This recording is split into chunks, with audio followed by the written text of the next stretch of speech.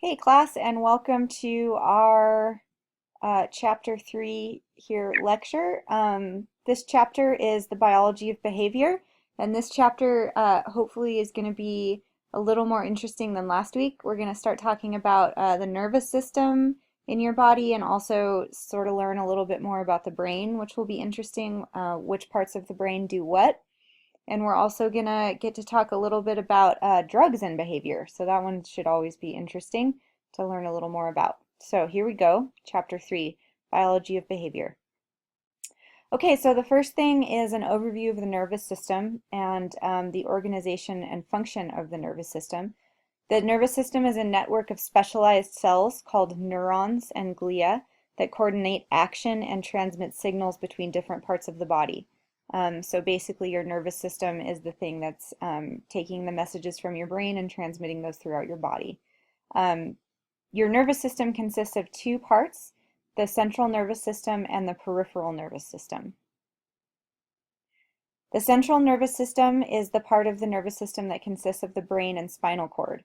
So this is the most protected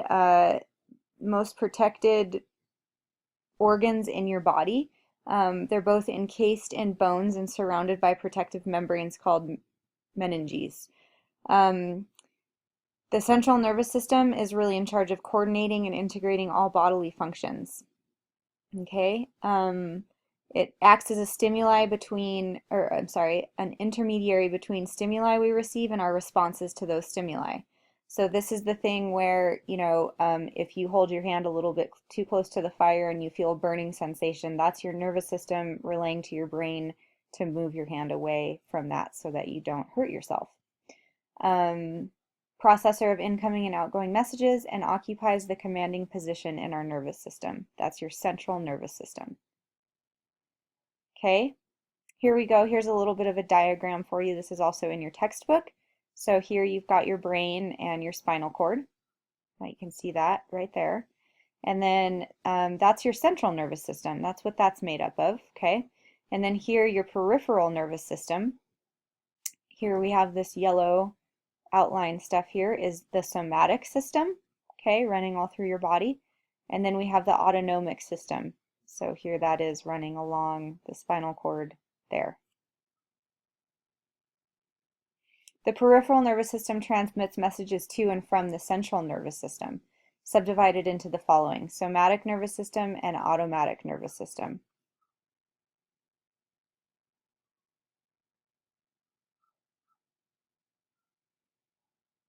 Okay, so the neurons are basic units of the nervous system, and what a neuron is a type of cell that is the basic unit of the nervous system. A neuron typically consists of a cell body, dendrites, and an axon. Some of this might sound a little bit familiar for you from when you took biology back in high school. I think that's when you start learning a little bit about how cells are made up. So neurons transmit messages to other neurons, glands, and muscles throughout the body. So these are the little messengers. And it's estimated to range between 100 and 200 billion neurons in your brain, which is a lot. So there you have that. We're going to talk a little bit now about the structure of neurons. So what glia are neurons throughout the nervous system are supported and protected by an even larger number of non-neural cells called glia. So these do not transmit electrical signals, but they do provide essential functions to surrounding neurons. So we're going to talk more about specific glia in just a little while, but just know that these are basically support and protect neurons, okay? Okay, there's three major classes of neurons. We have sensory or afferent neurons, which neuron or nerve cells that carry messages to the central nervous system from receptors in the skin, ears, nose, eyes, and other receptor organs. We have motor, and these are neurons that transmit messages from the central nervous system to muscles or glands. And we have interneuron, which is the neuron of the central nervous system that functions as an intermediary between sensory and motor neurons.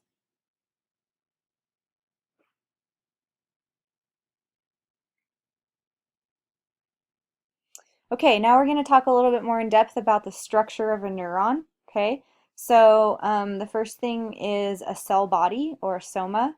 This is the largest part of a neuron and contains the nucleus as well as structures that handle metabolic functions. So if you can remember back again to like high school biology, the nucleus is sort of the brain of the cell, right? So the cell body is where the nucleus is found. And then we have the dendrites, which are branch-like extensions from a neuron with the specialized function of receiving messages from surrounding neurons. Okay, so um, the word dendrite comes from the word for tree. So think of these, just like it says, branch-like extensions. So reaching out with branches. And dendrites may receive information from a few to thousands of surrounding neurons. Okay. The more extensive the neuron's network of dendrites, the more connections can be made with other neurons. All right, next we have the axon, which is the extension of a neuron that transmits an impulse from the cell body to the terminal buttons on the tip of the axon. So, and if you're following along in your textbook, here we are on page 66, and there's a really cool figure here, figure 3-2. And it gives you kind of a better look at what this really looks like, and that can help you sort of put it all together. So the axon is a slender extended fiber that takes a signal from the cell body at a point called the axon hillock and transmits it along its entire length, which may range from 2 or more feet in the spinal cord. Okay, so that's a big part of that. And then lastly, we have terminal buttons. This is a swollen bulb-like structure on the end of a neuron's axon, that releases chemical substances known as neurotransmitters. Okay, so neurotransmitters are very important when we're talking about the brain and how it functions. Here we go. Here's that diagram I was just telling you about. So here you can see what the dendrites look like here, branches. Here we have the cell body. Inside the cell body, the central part of that is the nucleus. Here's the axon hillock right here. Here's the myelin sheath. And here's the axon inside of that. Okay, so that's to protect it. And here we have the terminal buttons. Okay. So neural transmission. So within the peripheral nervous system, messages are transmitted along the extended axonal fibers of both motor and sensory neurons that are contained with bundles of neural fibers called nerves. Okay, we all know what nerves are. These fibers extend as continuous structures from sensory receptors or muscles to the central nervous system. Like all other cells, a neuron is surrounded by a membrane, and the membrane acts as a kind of skin that permits the cells to maintain an internal environment which is different from the fluid outside the membrane. Okay, so ions on both sides of the membrane which carry either a positive or negative charge. So here we have some of these ions listed. These are ions that are particularly important in electrical conduction. Negatively charged organic ions and chlorine, and positively charged sodium ions and potassium ions. So membrane is semipermeable to other ions only. So what this means is if this membrane wasn't acting as a barrier, the ions would be equally distributed on both sides of the outside of the neuron. So because some of these don't pass through, the membrane is only semi-permeable to other ions. This is important because we're going to start talking about resting potential. So the state in which a neuron is not transmitting a nerve impulse. A neuron in this state has a net negative charge relative to its outside environment, and this state of potential energy prepares it to be activated by a signal from an adjacent neuron. In other words, the resting potential is in a constant state of readiness to be activated by an impulse from an adjacent neuron. This is why the negative and positive charges are unequal on either side of the membrane, and its interior has a negative electrical potential with respect to its exterior. So basically, resting potential is where the neuron is just waiting to get a signal to do something, right? And a signal to move or whatnot, whatever that signal is from the nervous system. So maintaining this resting potential allows the neuron to store the energy that it utilizes when it transmits an impulse. The resting potential is maintained because the membrane is impermeable to the positively charged sodium ions concentrated on the outside of the neuron. And again, in your book on page 68, and we are probably going to get there here on the next slide, there is a great figure so you can see what's happening here when there's a message from the nervous system. Okay, so we just talked about resting potential. So when resting potential is disturbed, when an impulse is received from another neuron.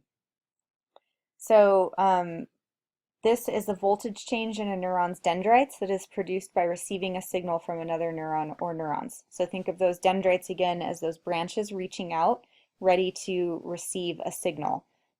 When that happens, it's like a charge goes through to the neuron, right? And that happens because its permeable membrane allows for those charged ions to come in, and then that creates the graded potential. The determination of whether or not a graded potential is sufficient to bring the axon to its threshold level is made at the axon hillock. This is a specialized region of the cell body near the base of the axon. Okay, so what this guy does is acts like a tiny computer, and this combines and totals all the graded potentials that reach it. If the sum of these potentials reaches a sufficient magnitude or threshold, a sudden depolarization begins at the axon hillock. This depolarization is referred to as action potential. Okay, so here we are with this diagram that I was just talking about. So here we can really see what's going on. We can see here we have the dendrites, right, the branches, and here is the axon hillock. And here we see all of these sodium particles here outside of the membrane, right? And what happens when there's a beginning of an action potential. So here's the beginning, the area of the action potential traveling along the axon. So you can see this sodium is starting to enter through the membrane, okay? And then the propagation of action potentials. So we have now, look at the difference between here, and you'll see that sodium has now gotten through that membrane, okay? So that's caused the action potential because this threshold has been reached. So the membrane has become permeable to the sodium ions, and now there's sodium in here, which is a charged ion, right? And so now that these are in here, this membrane is going to close again, and it's going to reach again its resting potential. So this is an impulse, okay? This is what's happening in there.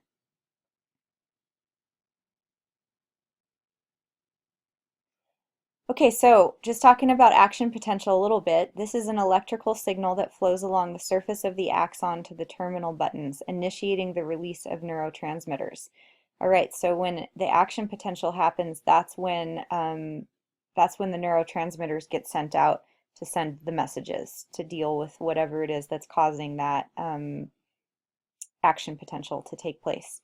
So this is initiated when axon is depolarized to its threshold level of approximately -55 millivolts. Results in the membrane changing its permeability to sodium ions.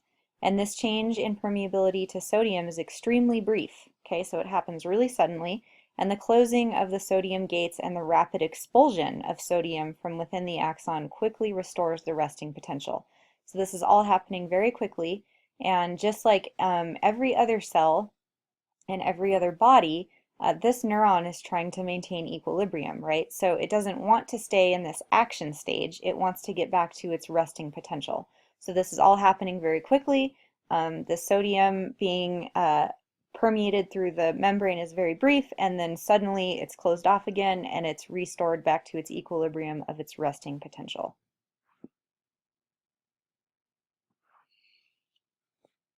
Okay, so the all or none law. This states that an action potential will be passed through a neuron's axon as long as the sum of graded potentials reaches a threshold.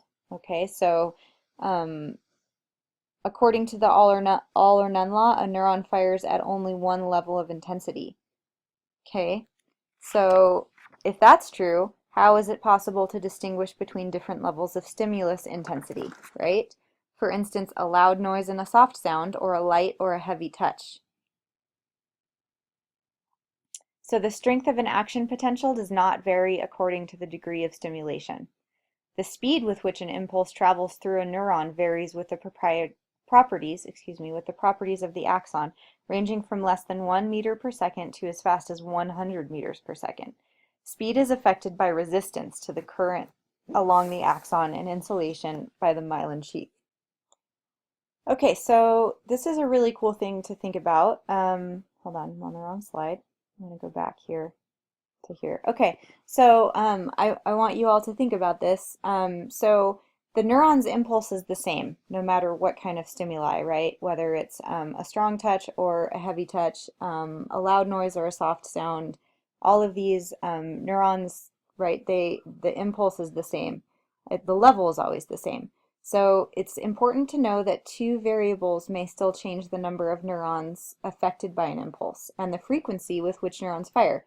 So very weak stimuli may trigger impulses in only a few neurons, whereas very strong stimuli may cause thousands of neurons to fire. The frequency in which neurons fire can also vary greatly, from fewer than 100 times per second for weak stimuli to as often as 1,000 times per second for strong stimuli. Okay, so when you think about in terms of varying levels of pain, varying levels of those neuron impulses, you're thinking that, okay, all the impulses are the same, right? It all happens in the same way. But the reason that some reactions are so much stronger than other reactions are because of these variables. So way more neurons can all be activated and can all have that impulse. And then they can also fire a lot more rapidly or less rapidly, depending on the strength of the stimuli.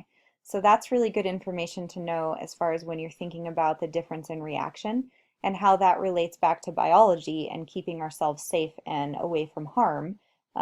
Things that are more life-threatening are going to cause faster reactions, faster impulses, and things that are less dangerous, right, are going to be that softer stimuli. They're not going to have the same intense reaction from so many neurons.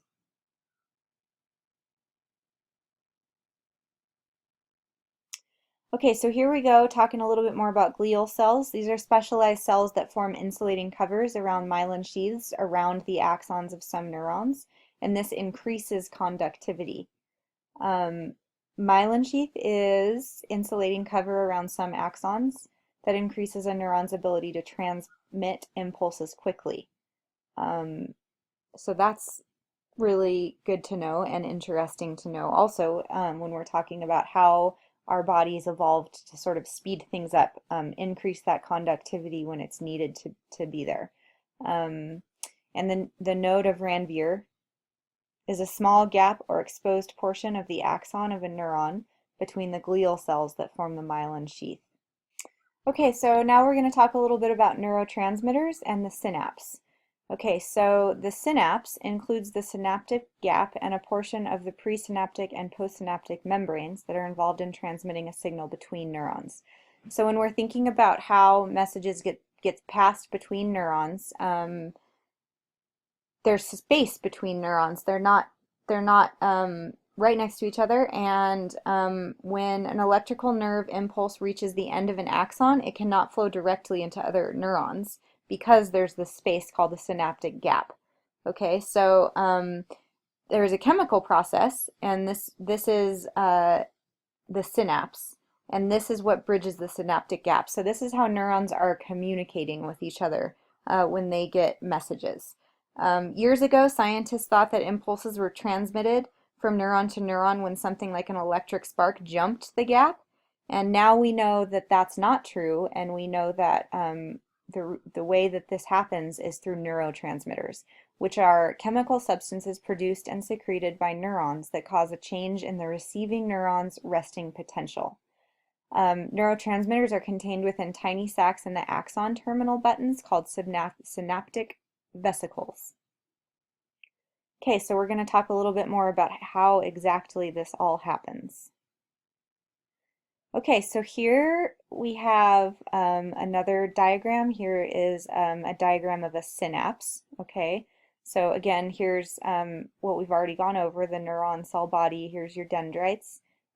Here's the axon of a presynaptic neuron. Here is the synaptic vesicle. This is where the neurotransmitters are stored. Here we have the membrane again. And here we have a neurotransmitter. Okay, so the neurotransmitters are released from here, and they get released and then are taken into these receptors, and that's what changes the potential of the neuron that's receiving that.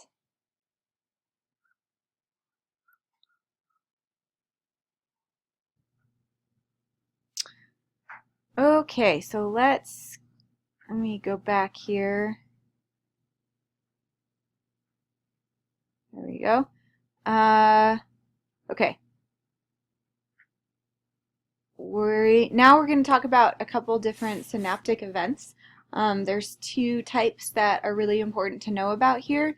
The first one is an excitatory postsynaptic potentials. These are the effects that occur when excitatory neurotransmitters cause the depolarizing graded potential to occur on the dendrite or cell body of a receiving neuron, making the receiving neuron more likely to fire. So you can look at sort of the root of this word here and just think of excite. That's what this potential is doing. It's exciting that neuron to fire. On the other hand, we have inhibitory postsynaptic potentials.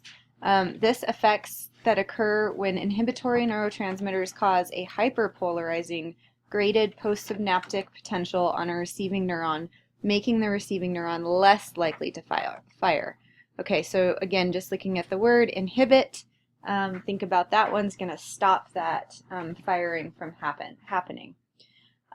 Important to know that these two can be present at the same time, and the combination determines whether or not the receiving neuron will fire. So for an action potential to occur, the EPSPs must not only predominate, they must do so to the extent of reaching the neuron's threshold. To prevent this from happening, there needs to be a sufficient number of IPSPs present to prevent the algebraic sum of EPSPs and IPSPs from reaching the threshold of depolarization. And also important to know that some neurotransmitters can be just one of these potentials, and then there are also neurotransmitters that can produce either effect under different circumstances. So when these transmitters have both capabilities, the postsynaptic receptor site determines what the effect will be.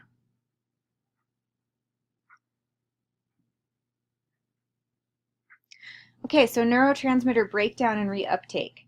What keeps the supply of neurotransmitters from being exhausted? Well, raw materials used in the manufacture of neurotransmitters are constantly being replenished by the cell body. Some neurotransmitters are broken down by enzyme action once they have accomplished their function. Their breakdown products then re-enter the terminal buttons to be recycled for further use. And in many cases, the transmitter substance is retrieved intact in a process called reuptake. So, for example, drugs such as amphetamine and cocaine inhibit the reuptake of several neurotransmitters, resulting in heightened alertness and activity.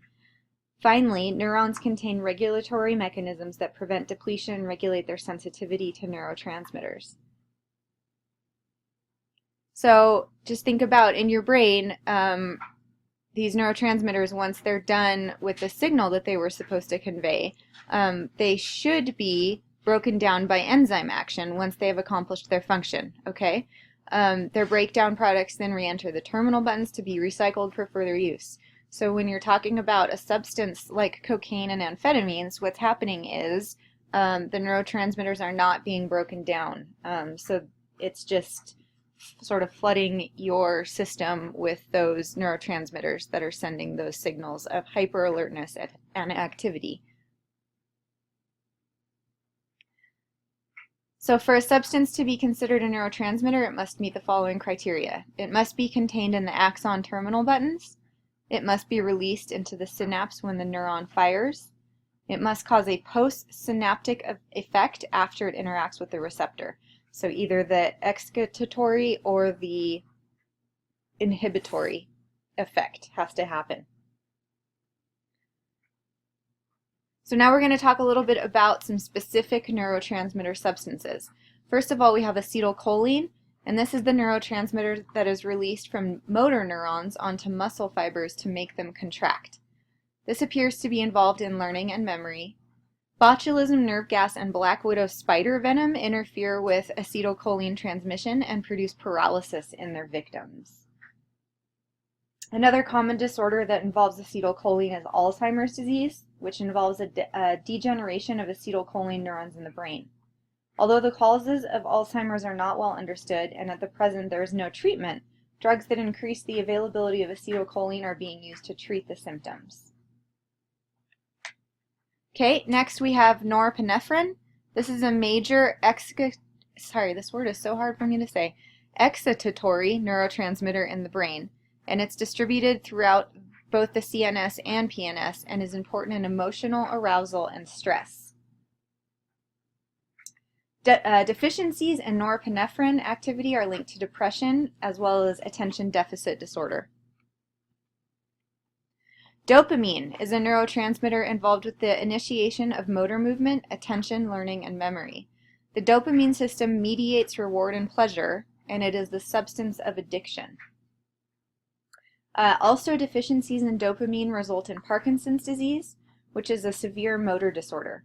Parkinson's disease is, at the present, most effectively treated with a drug that is converted into dopamine in the brain. In addition, the major psychotic disorder schizophrenia appears to be associated with an excess of dopamine activity in certain regions of the brain. Next we have serotonin, and this is a neurotransmitter involved in the control of the sleep-wake cycle, mood, and appetite. Deficiencies in serotonin are associated with sleep disorders, aggression, and depression. The most widely prescribed antidepressants are a class of drugs called serotonin uptake inhibitors, or SSRIs. Prozac is an example of such an antidepressant, and we'll talk about that more in later chapters. We'll also be talking about schizophrenia and dopamine in more depth in later chapters. Okay, the next one we have is GABA, and this is a major neurotransmitter in the brain and spinal cord. It plays an important role in regulating arousal and anxiety. Drugs such as Valium and Xanax increase the activity of GABA, producing a calming effect and even sleep. Endorphins, a class of neurotransmitter substances that function to inhibit the transmission of pain information. Morphine and other opiates act by facilitating endorphin transmission. Medical science is particularly interested in the pain-reducing properties of endorphins, some of which might be 100 times stronger than morphine. Endorphins, when you think about when you exercise, also endorphins are what get released. So that's why, like a runner's high, that's what an endorphin is doing. Next we have glutamate, or glutamic acid, and this is an amino acid derived from glucose that plays an important excitatory function. Okay, and what's important to know about glutamate is that it is believed to play an important role in a process called long-term potentiation, which is a change in neuronal functioning that mediates some forms of learning and memory. In fact, recent research suggests that learning and memory formation can be enhanced by drugs that facilitate glutamate activity. Okay, so here you go. Here's a good little table for you. This is also in your textbook on page 73. This is a good table for you to look at to just get a quick idea, quick little study guide here about what each of those neurotransmitters is doing. Okay, so we're going to talk now a little bit more about neurotransmitters and behavior. So going back to schizophrenia, I'm sure you've all heard of schizophrenia, but schizophrenia is a severe psychological disorder characterized by disturbed thought processes, delusions, hallucinations, and exaggerated inappropriate emotions. There's some really bizarre symptoms of schizophrenia. I think oftentimes when people think of what a crazy person looks like, or something like that, sort of the mainstream idea that comes up is somebody with schizophrenia. So schizophrenia can be a really scary thing for somebody to go through, and also scary for those around them, people that love them. So disorganized thought, delusions, paranoia, all of those things can play into schizophrenia. So with schizophrenia, the dopamine hypothesis is that excess dopamine levels or above normal reactivity within the receptor sites is contributing to this. And antipsychotic medications, some of those that are prescribed commonly for schizophrenia are halperidol and clozapine. So these antipsychotic medications act as antagonists to block dopamine. So that's a hypothesis about what goes on in schizophrenia and what those antipsychotic medications are doing. They don't know for sure at this point what the exact causes are of schizophrenia, and although there is no cure, it can be managed pretty well. Okay, and then depression. Depression is very common, and there are numerous studies that have linked depression to norepinephrine and serotonin. There are different groups of drugs used to treat depression. The first is called tricyclics, and these are among the most successful in relieving depression, and are believed to increase the availability of both the neurotransmitters in certain areas of the brain. Another drug that has been quite successful in relieving depression is Prozac, and this seems to specifically increase serotonin activity in the brain by preventing its reuptake into the nerve terminal. So that's really good to know. SSRI, that's a selective serotonin reuptake inhibitor. So that's important to know. Those are probably the most commonly used these days to treat depression. Prozac and Zoloft, all those super common depression medications, those are all SSRIs. And again, these just are preventing the reuptake of serotonin into the nerve terminal. So going back to what we were talking about, sort of similarly to when a person uses cocaine or an amphetamine, those drugs prevent the reuptake of the neurotransmitters that are causing that alertness and that hyperactivity. So same thing with these drugs, they're preventing the reuptake of serotonin. So there's more serotonin available, which is a drug that increases positive feelings and energy levels. So basically just helping to sort of give your brain more serotonin availability.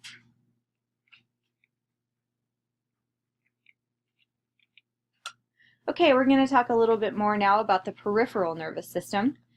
This consists of all the nervous system structures located outside the central nervous system. The primary purpose is to serve the central nervous system by transmitting information to and from the spinal cord and brain. And it's divided into two divisions, which we kind of touched on earlier, but the somatic nervous system and the autonomic nervous system. So the somatic nervous system contains nerves that serve the major skeletal muscles, such as the arm and leg muscles.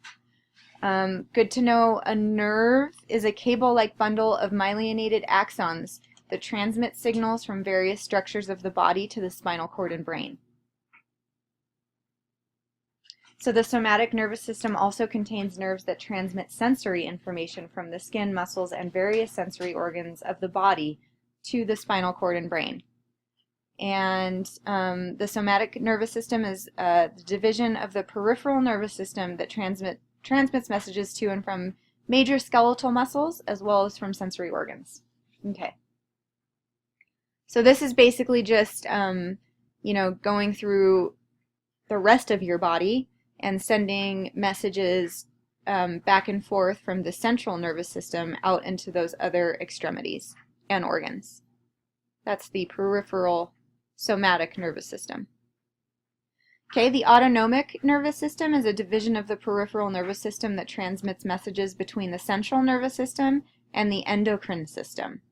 It also transmits messages to the smooth muscles of the heart, lungs, stomach, and other internal organs, which operate without intentional control. There are two branches of the autonomic nervous system, the sympathetic nervous system and the parasympathetic nervous system.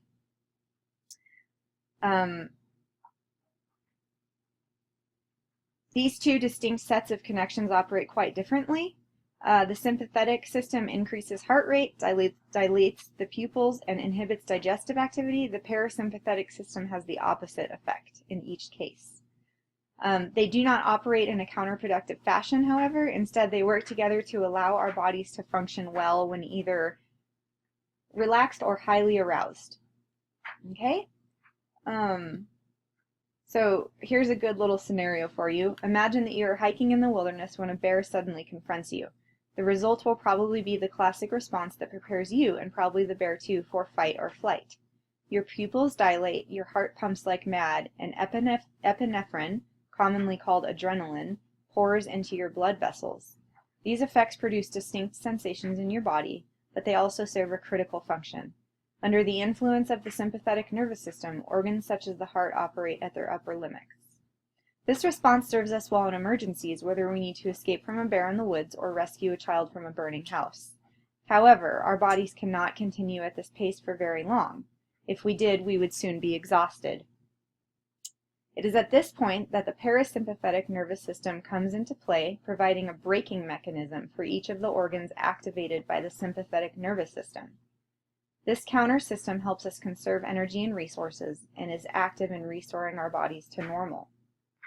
So what's happening here in a biological sense is your sympathetic nervous system is in charge of, just like this little story saying, when you see something scary or you're afraid for your life, your sympathetic nervous system kicks in high gear, okay, and you get a big hit of adrenaline. That adrenaline is built to help you escape, fight or flight, to save your life in a biological sense. However, when you've escaped, when you've gotten away from the bear, when you're no longer in danger, your parasympathetic nervous system then kicks in to help calm down everything that's been activated by your sympathetic nervous system. Interestingly enough, when you think about how this relates to some things we'll talk about later on as far as different disorders, an anxiety disorder, post-traumatic stress disorder, what happens in that disorder is that this parasympathetic nervous system doesn't seem to kick in to tell your body, tell your nervous system, your sympathetic nervous system, that you're no longer in danger. So that's why people with post-traumatic stress disorder can seem very on edge, can always be looking over their shoulders, because their nervous system has been sort of wired to not stop sending the message that they're in danger. So that's just a little tidbit of information for you. Okay, so here we just talked about these, the sympathetic and parasympathetic. And here you go. Here is a diagram. This also, again, is in your textbook on page 78. So you can see, it's easier to see it in the textbook. If you flip to that page, it's a lot bigger of a diagram, but this is just a really good little diagram about what exactly each of these nervous systems is doing. So you can see the parasympathetic nervous system that constricts the pupils. The sympathetic nervous system is dilating the pupils. Sympathetic speeds the breathing. Opposite parasympathetic slows the breathing. So just think about the sympathetic is the thing that's causing everything to come into arousal. The parasympathetic is the thing that's coming in to calm everything down once the danger is over. Okay, the central nervous system.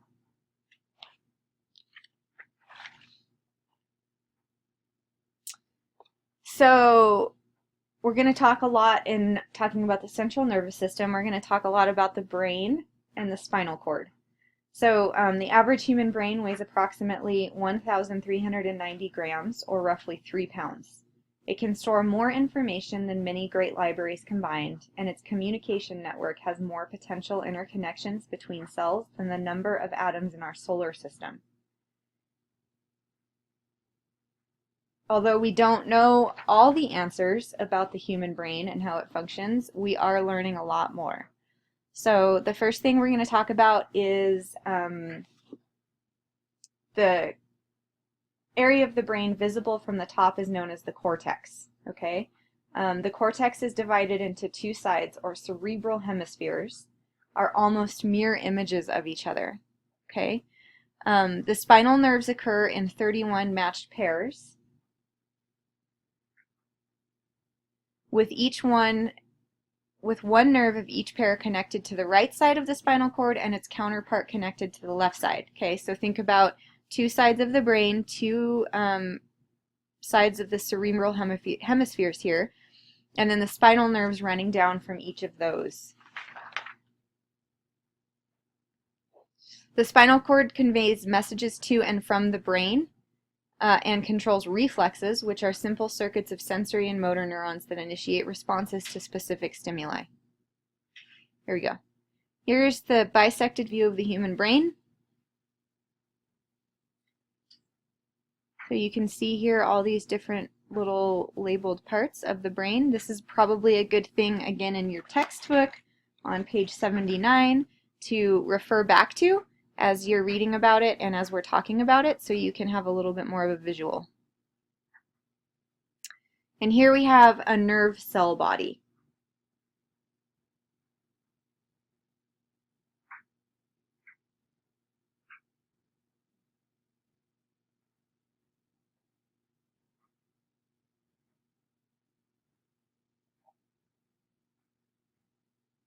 Really important to know too as we're talking about this. So just keep in mind that you know, the brain often gets all the credit here because it's the commander of everything. But really important to remember that the spinal cord is really important because that's how the messages from your brain get conveyed up and down. Okay, so it also is controlling reflexes and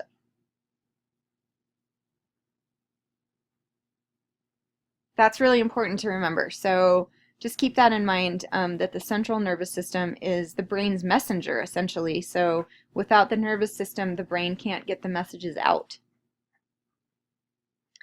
Okay, so here we have the central nervous system. We have the medulla.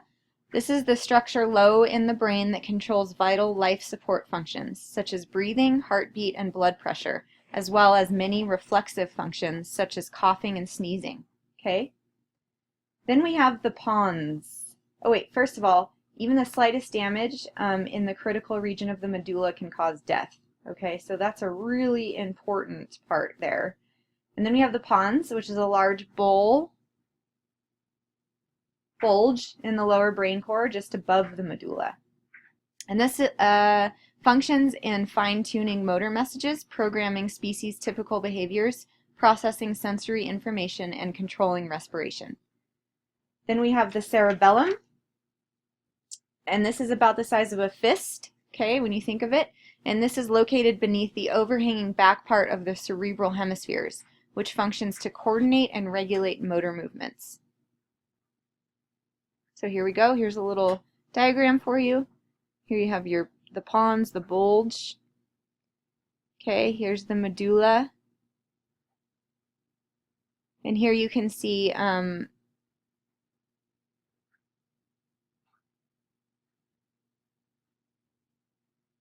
different centers that are located within the medulla.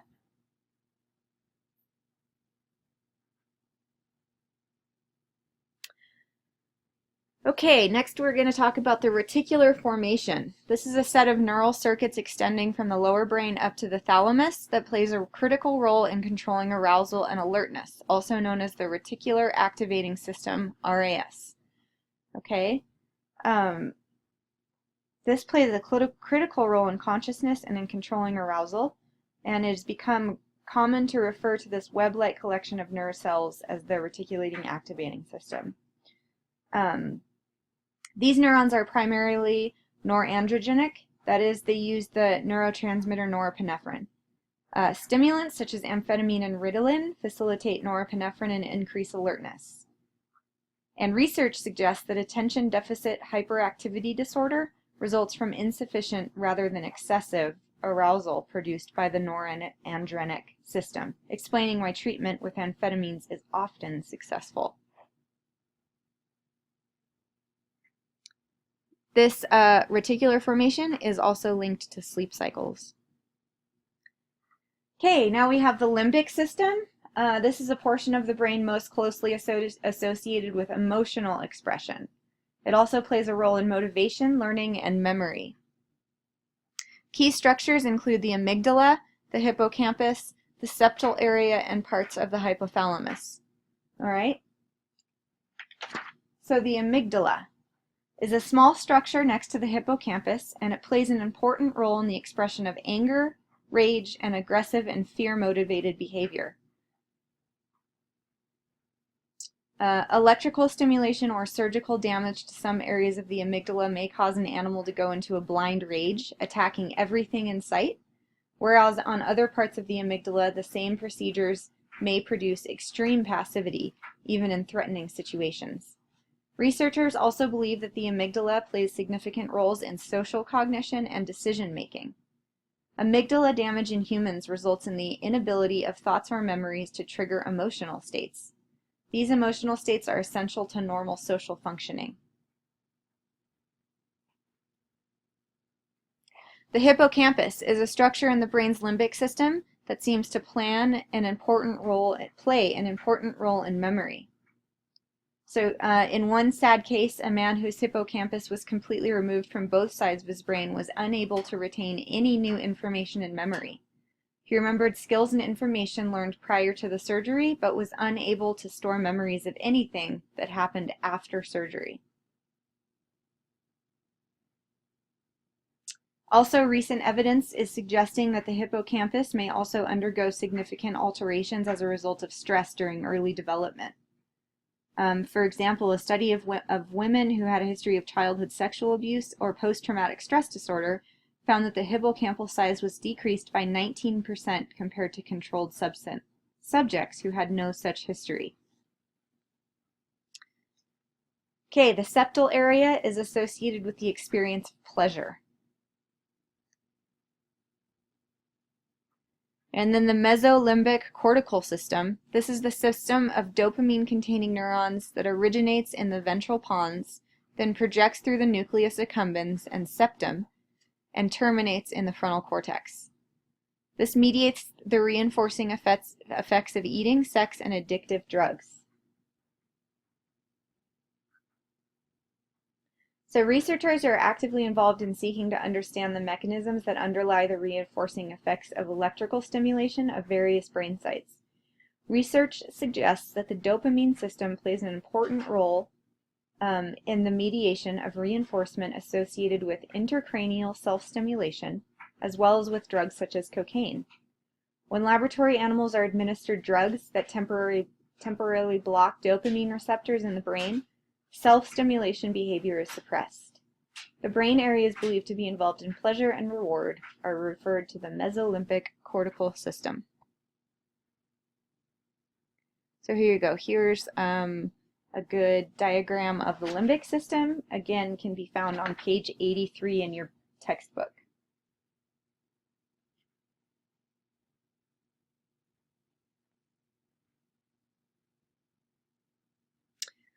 Okay, the hypothalamus is a small structure located below the thalamus in the brain that plays an important role in motivation and emotional expression, as well as controlling the neuroendocrine system and maintaining the body's homeostasis. So fight, flight, food, and fornication. Okay, all of these things, fight, flight, food, and fornication, these are all biological necessities to keep alive, right, and to continue propagating the species. So the hypothalamus contains control mechanisms that detect changes in body systems and correct imbalances to restore homeostasis, the maintenance of a relatively constant internal environment. Shivering when we are cold and perspiring when we are hot are both homeostatic processes that act to restore normal body temperature and are both controlled by the hypothalamus.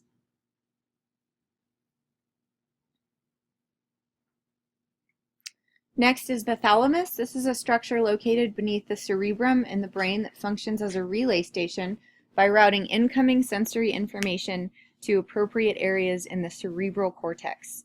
And this seems to play a role in regulating sleep cycles.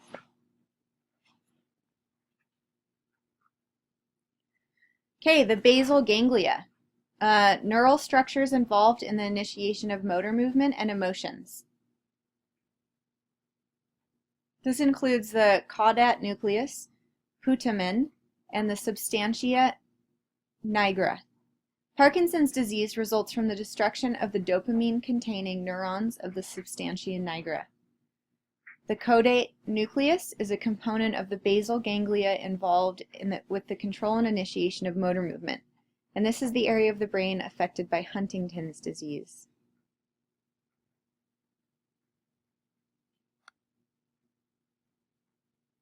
The putamen is a component of the basal ganglia involved with the control and initiation of motor movement, again, area of the brain affected by Huntington's disease. And the substantia nigra is a region of dark colored neurons in the upper brainstem that sends axons to the caudate nucleus and to the putamen. This is the area of the brain affected by Parkinson's disease. The cerebral cortex is a thin outer layer of the brain's cerebrum, sometimes called the gray matter, that is responsible for movement, perception, thinking, and memory. The sensory cortex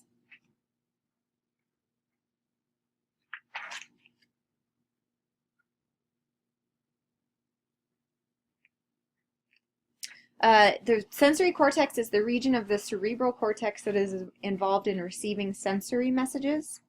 The motor cortex is the region of the cerebral cortex that transmits messages to muscles and controls virtually all intentional body movement.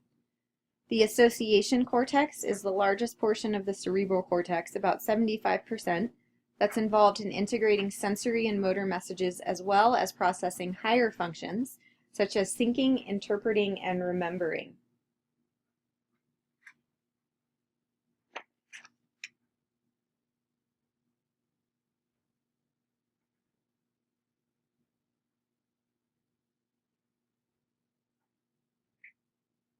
So here we go. Here we have the cortical functions in the four lobes of the left cerebral cortex.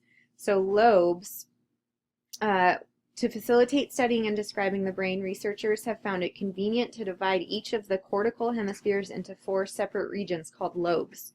These four regions, the frontal, parietal, occipital, and temporal lobes, are shown in figure 310 in your textbook, which is what we are looking at right here. The frontal lobe includes everything in front of the center sulcus except the forward tip of the temporal lobe. The parietal lobe lies behind the central sulcus and above the lateral sulcus. The temporal lobe lies under the lateral sulcus, and the occipital lobe lies at the back of the brain. Okay, so frontal lobe is here. And here we have speech, hearing, motor cortex, speaking. All right. Here's the somatosensory cortex. Here's the parietal lobe, occipital lobe, visual cortex, seeing, understanding speech, Wernicke's area, temporal lobe, and the terminus of the lateral fissure. Okay, so that's the fissure.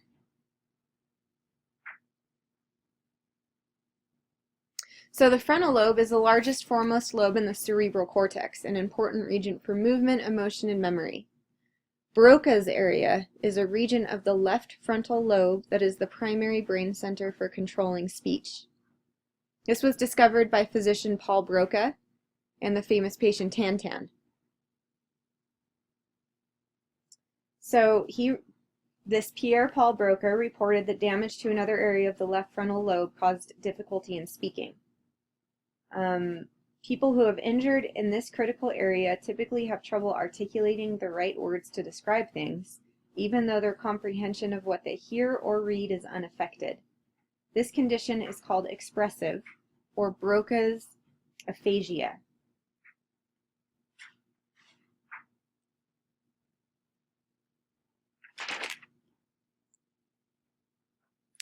Okay, the parietal lobe is the region of the cerebral cortex located just behind the central fissure and above the lateral fissure.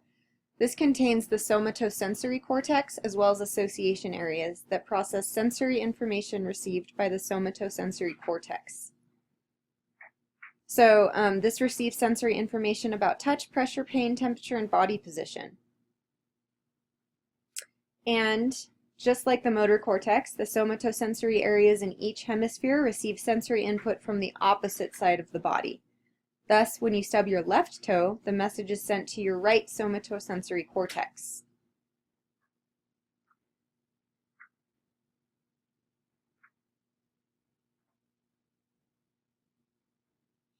Okay, here we have a figure that shows the motor cortex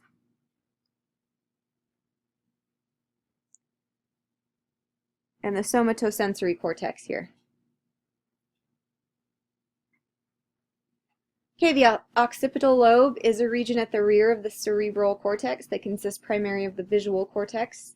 And this is the portion of the occipital lobe that integrates sensory information received from the eyes into electrical patterns that the brain translates into vision.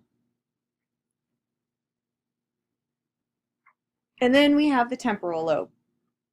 Agnosia is an ability to know or recognize objects through the senses, usually caused by brain disease. Visual agnosia is the failure to recognize or identify objects visually even though they can be seen. And prosopagnosia is an ability to visualize, recognize particular faces, usually caused by brain disease or injury. And people with this condition can see a face but not be able to recognize it as familiar.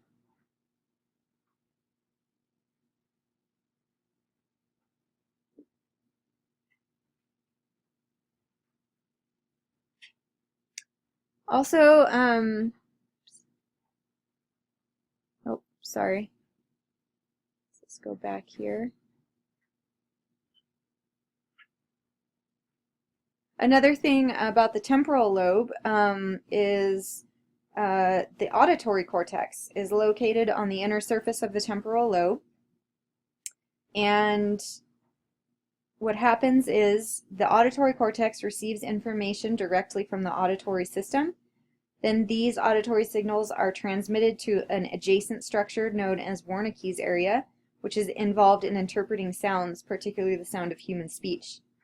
This area was named after Germany's Karl Wernicke, who reported that patients who were injured in the rear portion of the left temporal lobe often had trouble understanding the speech of others. And this condition is known as Wernicke's aphasia.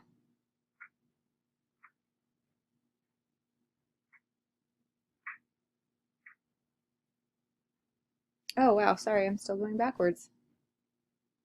I was wondering what was happening. Okay, lateralization of function. This is a degree to which a particular function, such as the understanding of speech, is controlled by one rather than both cerebral hemispheres.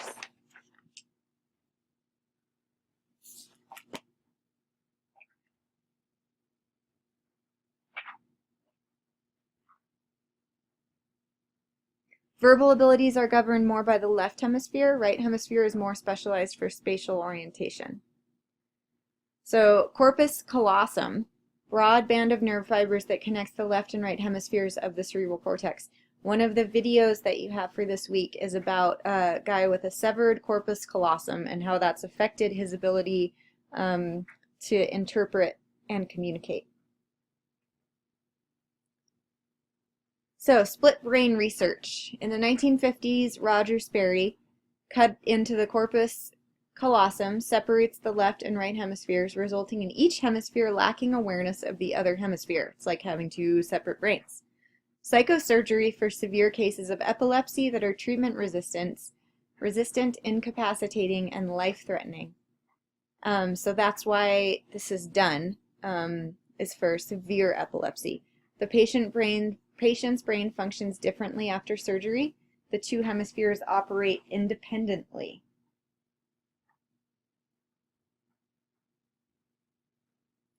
The reason that this works for epilepsy is during an epileptic seizure, neurons in the site of a damaged area begin to fire, and the abnormal activity can spread from one hemisphere to the other through the corpus callosum. Although drugs are often successful in decreasing the abnormal brain activity, the medication is not always effective, and in these cases, the only recourse may be to sever the corpus callosum. This procedure is usually very effective in controlling the seizures. The patients appear to be essentially unchanged in intelligence, personality characteristics, and behavior. However, their brains do not function in entirely the same manner after the surgery, because the two hemispheres are operating independently of each other. So here's a diagram of split brain research.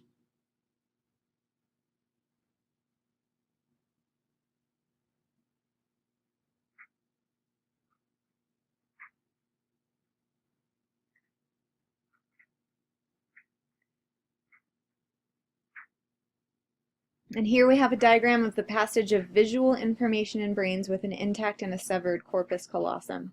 Okay? So here you see in the one that's not severed, you can see this information passing through here, through the corpus callosum. Okay? So whatever the right eye sees, the left eye can all be shared back and forth. Then you look over here when it's severed, and you can see that there's no communication happening here between these two sides.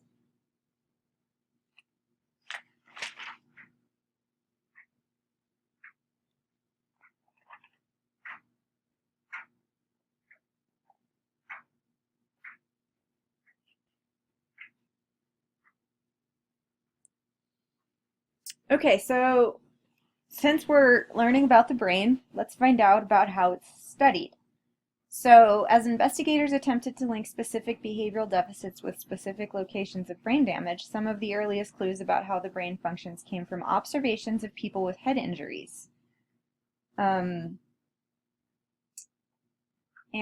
obviously this way of learning about the brain has provided some valuable insights, but also has some serious limitations, including the impracticality of waiting for the right kind of injury to occur, and also it's often difficult to determine the precise location and amount of damage.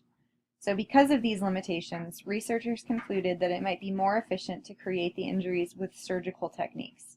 The areas of brain damage created by such procedures are called lesions, and the technique is called lesion production. Obviously, for obvious ethical reasons, lesion production is used with non-human subjects, although in some cases lesions have been produced in human brains for therapeutic purposes. Typically, an animal is anesthetized, a small hole is drilled in its skull, and a specific part of the brain is destroyed. Another one is brain stimulation, and this is a technique for studying the brain that involves stimulating precise regions with a weak electric current. And then electrical recording. This is a technique for studying the brain in which tiny wires implanted in the brain are used to record neural electrical activity. Then we have an EEG. This is a technique used to measure and record electrical activity of the cortex. This is used in sleep studies for diagnosis of epilepsy, attention disorders, and brain tumors. And then we have a CAT scan. This is a procedure used to locate brain abnormalities that involves rotating an X-ray scanner around the skull to produce an accurate image of a living brain. Then we have a PET. This is a technique for studying the brain that involves injecting a subject with a glucose-like sugar tagged with a radioactive isotope that accumulates in brain cells in direct proportion to their activity level. Then we have an MRI. This is a procedure for studying the brain that uses radio waves to excite hydrogen protons in the brain tissue, creating a magnetic field change. And then we have functional magnetic resonance imaging. And this is a method of MRI that measures energy released by brain cells that are active during a specific task.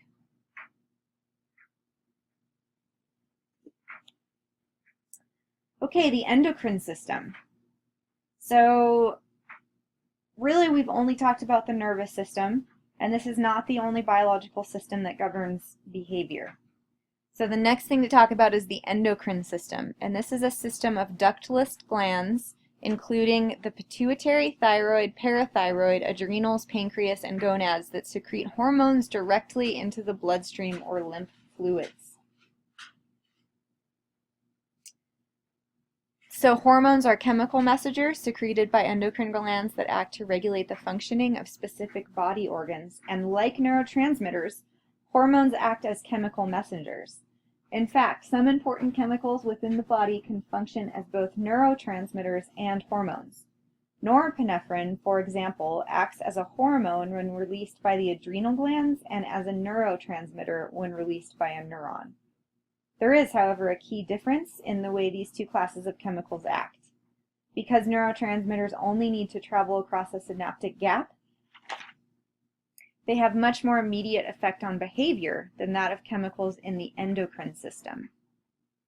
And the endocrine system often works in tandem with the nervous system. Here we go. Here's a diagram, page 100 of your textbook, major glands of the endocrine system. So these are hormone centers. Okay, so pituitary gland is a gland in the endocrine system that is located directly below and connected to the hypothalamus, producing a number of hormones, many of which trigger other endocrine glands to release hormones. The thyroid gland is an endocrine gland located in the neck that influences metabolism, growth, and maturation. It also produces the hormone thyroxine. Thyroxine is the major hormone produced by the thyroid gland that regulates metabolism. Thyroid imbalance is important as a rule-out for depression, anxiety, and other disorders. Hypothyroidism leads to lethargy, low motivation, and presents with symptoms of depression. Hypothyroidism is hyperactivity, weight loss, anxiety, and excessive tension. So when we're talking about medical or mental disorders in coming chapters, this is good to keep in mind. This is a good thing, like it's saying, to rule out before you just diagnose somebody with anxiety or depression. Is there a biological reason that that's happening? Okay, the gonads, glands within the endocrine system that produce sex hormones that influence the development of sex characteristics as well as motivation. In women, it's ovaries, in men, it's testes. Adrenal glands, glands within the endocrine system located just above the kidneys that influence emotion state, energy levels, and responses to stress by releasing hormones. At times of stress, the hypothalamus causes the pituitary to release ACTH, which in turn stimulates the adrenal cortex to increase its secretion of a number of hormones that influence metabolism. Okay, guys, now let's get into some interesting topics, talking about drugs and behavior. So,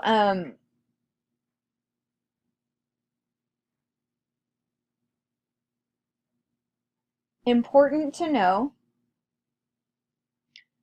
these key terms when we're talking about drugs and behavior. So, tolerance is a decrease in the effectiveness of a drug observed after repeated administration. So tolerance means that you need more and more and more to get the desired effect. Dependence, psychological adaptation to repeated drug administration that can lead to withdrawal symptoms upon cessation of drug use. So dependence can be both psychological and physical, depending on the substance. When you're talking about somebody going through withdrawal, It's because they've developed dependence on that drug. And then addiction is a brain disease caused by repeated administration of drugs that rapidly increase dopamine activity, resulting in structural and functional changes to the mesolimbic system and frontal cortex. Not all drugs that cause dependence cause addiction. Okay, so this is really important to just take note of when we're talking about addiction. I want you to look at the language here. So addiction is a brain disease, okay? Addiction is not a moral failing. It's not a shortcoming. It's an actual brain disease, and it results in structural and functional changes to the mesolimbic system and frontal cortex. So this is a brain disease that's causing structural and functional damage and changes, okay? Really important to know that when we're talking about addiction, it's not a matter of shame or moral shortcoming. It's a disease. So let's talk about some drugs that can cause addiction. First, let's talk about depressants. These are psychoactive drugs including opiates, sedatives, and alcohol that have the effect of slowing down or depressing the central nervous system activity. So obviously, thinking about depressants, thinking about everything slowing down, okay? Sedatives are a class of depressant drugs including tranquilizers, barbiturates, and benzodiazepines that induce relaxation, calmness, and sleep. Sedatives have abuse liability potential. Barbiturates can be lethal in overdose. Alcohol, barbiturates, and benzos taken in combination, even in low doses, can result in death. And sedative drugs increase the sensitivity of postsynaptic receptors for GABA, which you will remember that's what we learned about just a minute ago, was that GABA. Also really good information for you all to have. Alcohol and benzos are two of the only drugs that will kill you from detox. So that's good to know and important for you to remember. Also, cannot stress enough that taking these in combination, even in low doses, can result in death.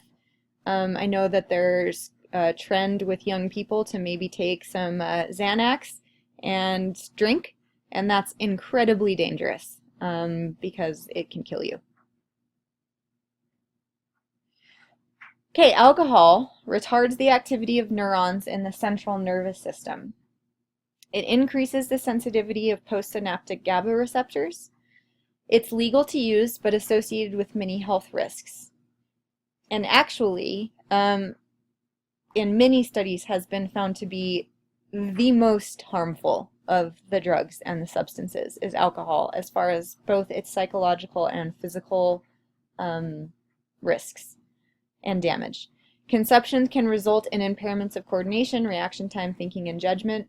Withdrawal includes nausea, vomiting, fever, shakes, and sometimes delirium tremens, DTs, resulting in bizarre visual hallucinations. I've seen this, people detoxing from alcohol and having DTs, and it looks a lot like schizophrenia in some cases. It's pretty bizarre.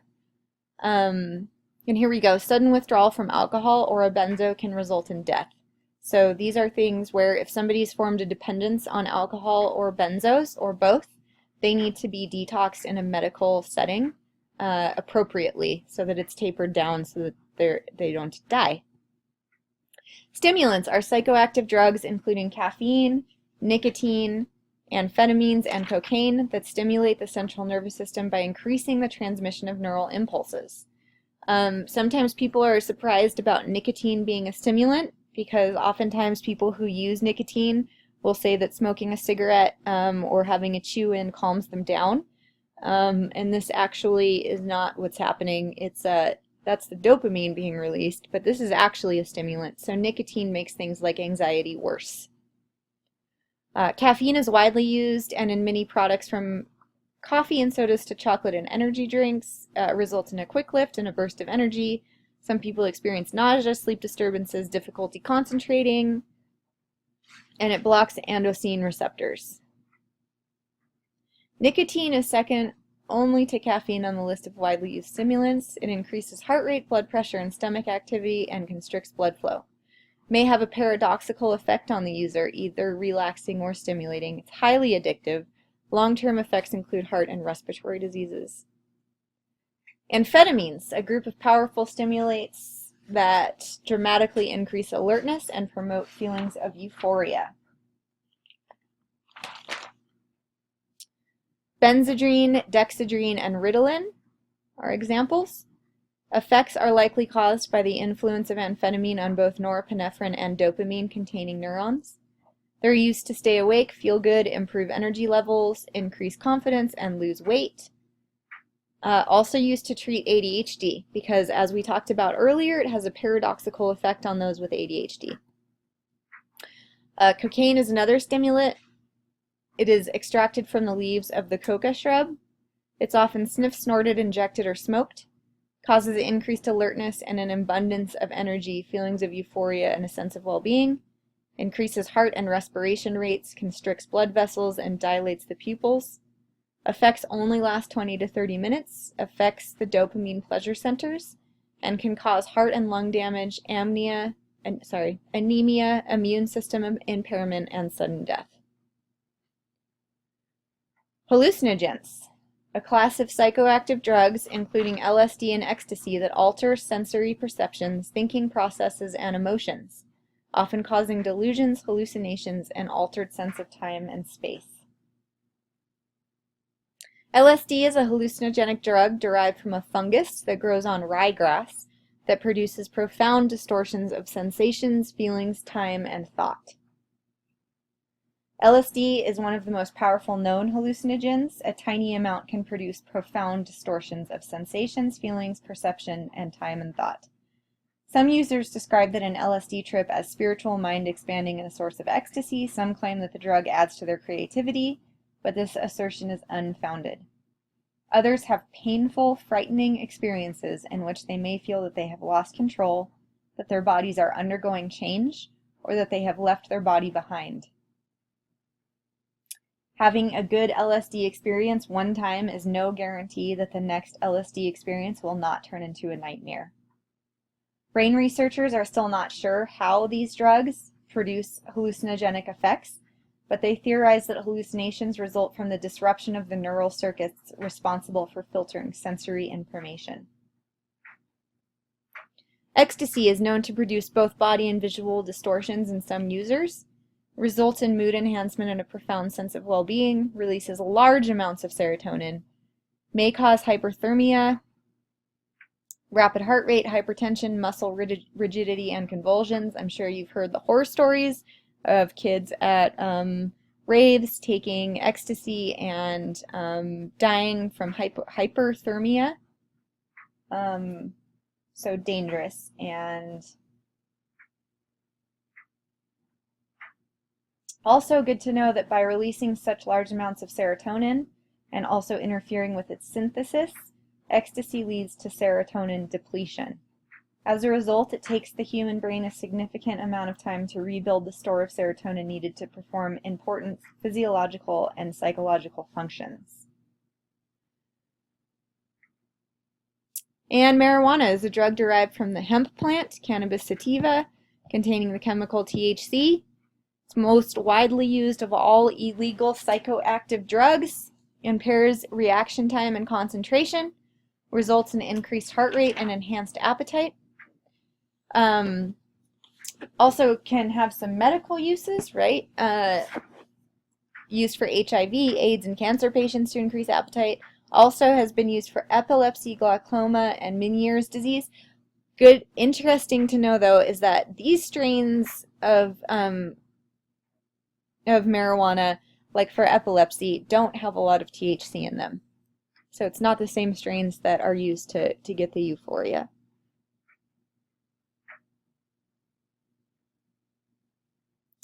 Okay, that concludes our slideshow lecture for Chapter 3.